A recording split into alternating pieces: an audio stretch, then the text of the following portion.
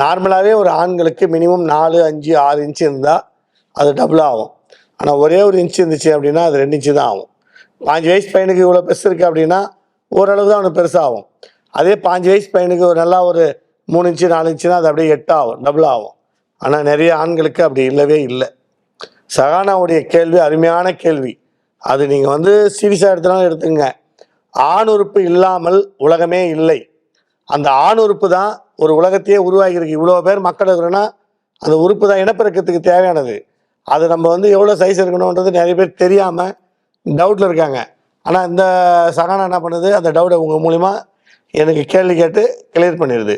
உறுப்பு இல்லாத உறுப்பு சிறிதாக இருக்க ஆண்களுக்கு லைஃப்பில் செக்ஸ் லைஃப்பில் நல்லாவே இருக்காது.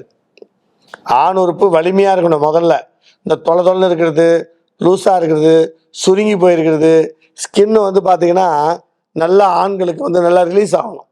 சில ஆண்களுக்கெல்லாம் ஸ்கின் ரிலீஸே ஆகாது. அப்படி தோலை சும்மா ரிமூவ் பண்ணாவே போதும், அப்படியே கிழிச்சிக்கும், கோடு கூட வந்துடும், கிழியும். அந்த ஆண்களுக்கெல்லாம் பார்த்தீங்கன்னா வளர்ச்சி அடையாத உறுப்பாக இருக்கும்.